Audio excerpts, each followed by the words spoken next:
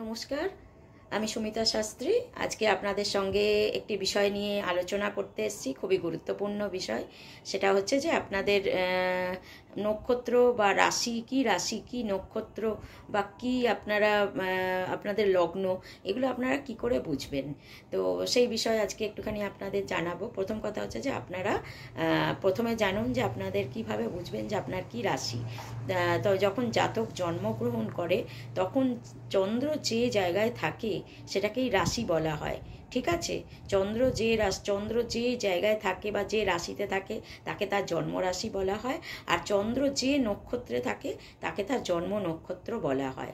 আর এই যে নক্ষত্র, এই নক্ষত্রের যিনি অধিপতি আছেন তার অনুযায়ী ওই জাতকের তার মহাদশা অন্তর্দশা এগুলো নির্ণয় করা হয়।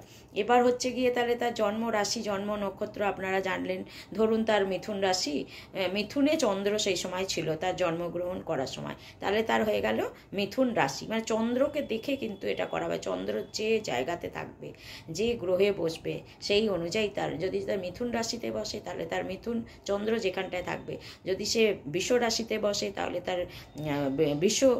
ঠিক আছে, মানে চন্দ্র যে রাশিতে বসবে সেই অনুযায়ী তার জন্ম রাশি হবে, আর যে নক্ষত্রের মধ্যে বসবে সেই নক্ষত্র অনুযায়ী জন্ম নক্ষত্র হবে। এবার কথা হচ্ছে যে চন্দ্র তার কোন জায়গায় মানে কিভাবে আছে, ভালো অবস্থায় আছে নাকি খারাপ অবস্থায় আছে, এটাই মেন জানার দরকার।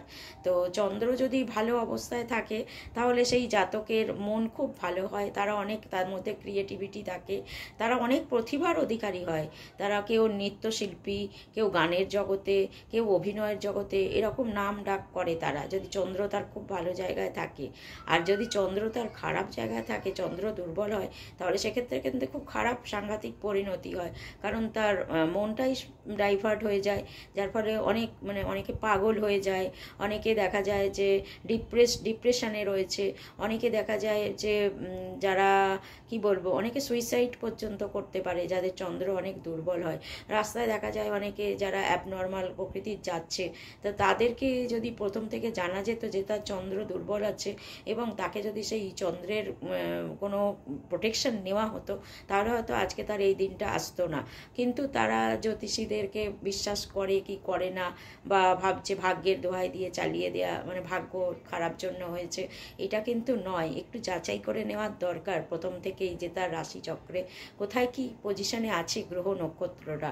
তো যে যে পাগল তাকে যদি সেই সময় থেকে বা এখনও মোটামুটি যে একটা পজিশনে আছে, তারা তো সুস্থ স্বাভাবিক জীবনযাপন করতে পারে না, তারা একটু অন্য হয়ে যায়, অন্য প্রকৃতির হয়ে যায়, তারা বুঝতে পারে না সেইভাবে, মানুষের কথার উত্তর দিতে পারে না, স্বাভাবিকভাবে লাইফ চালাতে পারে না।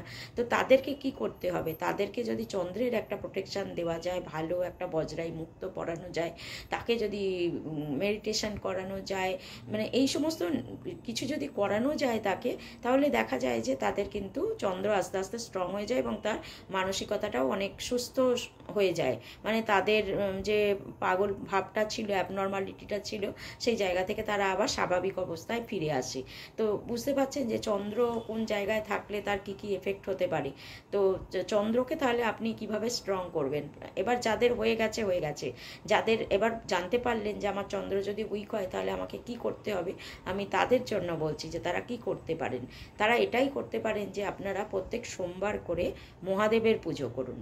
প্রত্যেক সময় মহাদেবের পুজোর এমন কিছু ব্যাপার নেই, ভোরবেলায় উঠবেন, উঠে স্নান করবেন, কাঁচা বস্ত্র পরবেন, আর দুধ দই ঘি মধু গঙ্গা জল এই পঞ্চামৃত নিয়ে, আর বেলপাতা অবশ্যই নেবেন, মহাদেবের জন্য বেলপাতা লাগবে, আর যদি একটা আকন্দ ফুলের মালা পান তো নেবেন, একটু সন্দেশ নেবেন, ধূপদীপ নেবেন, নিয়ে মহাদেবের কোনো মন্দিরে চলে গেলেন। যদি দেখেন যে না আপনার বাড়িতেই শিবলিঙ্গ আছে তাহলে সেখানেও আপনি সেই পুজোটা দিতে পারেন। তো আপনি সেইখানে দুধ দই ঘি মধু গঙ্গা জলটা মহাদেবকে প্রথমে ওই বেলপাতাটা তার মাথায় দেবেন, মসৃণ দিকটা দেবেন, খসখসা দিকটা না, মসৃণ দিকটা দিয়ে তার উপরে ওই যে পঞ্চামৃতরা নিয়ে এসছেন সেটা ঢেলে দেবেন, তারপর তাকে আকন্দ ফুলের মালা পরিয়ে দেবেন, তারপর তাকে প্রসাদ দেবেন, ধূপ দীপ দেখাবেন এবং আপনার মনস্কামনা বললেন, বলে টোলে এই পুজো দিলেন, দিয়ে আপনি বাড়ি চলে এলেন, ব্যাস। আর কোনো কাজ নেই। এটা আপনাকে প্রত্যেক সোমবার করতে হবে, মহাদেবের আশীর্বাদ আপনাকে পেতে হবে। তার জন্য এই নিয়মটা যদি আপনি করতে পারেন তাহলে কিন্তু আপনার চন্দ্র অনেক স্ট্রং হবে। আর সবচেয়ে বড় কথা হচ্ছে মাকে খুব যত্ন করবেন, মাকে খুব শ্রদ্ধা করবেন, ভালোবাসবেন। মা হচ্ছে চন্দ্রের কারক গ্রহ, মাকে যত বেশি ভালোবাসতে পারবেন, চন্দ্র কিন্তু আপনার তত বেশি স্ট্রং হবে। তো সর্বোপরি এই মার জন্য যত্ন নেবেন আশা করছি। আর মাকে তো এমনিই ভালোবাসা যায়, তার জন্যে কি আর কোনো কিছুর লাগে, কোনো কিছুর বিনিময়ে মাকে ভালোবাসা যায় না। মাকে সব কিছু ছাড়াই ভালোবাসা যেতে পারা যায়। যদি চন্দ্র স্ট্রং হয় তাহলে তো খারাপটা কোথায়, মাকে আরও বেশি ভালোবাসবো। তো সেই কারণেই এই নিয়মগুলো আপনারা মেনে চলুন। আশা করছি আপনাদের চন্দ্র ভালো থাকবে, এবং যাদের চন্দ্র উইক আছে তাদেরকেও আপনারা এই মেসেজটা পাঠিয়ে বলবার চেষ্টা করবেন যে যাতে ভবিষ্যতে না পাগলের পর্যায়ে পৌঁছে যেতে হয়, বা কেউ অ্যাবনর্মালভাবে বাঁচুক এটা না হতে হয়, তার জন্য তারা চন্দ্রের জন্য একটা প্রোটেকশান যেন নেয়। এটা আপনার চেনা জানা মানুষের মধ্যেও আপনি একটুখানি বলবার চেষ্টা করবেন। আপনাদের কাছে এটা আমার রিকোয়েস্ট। তো সকলে ভালো থাকবেন, সুস্থ থাকবেন। আজকের মতন বিদায় নিচ্ছি।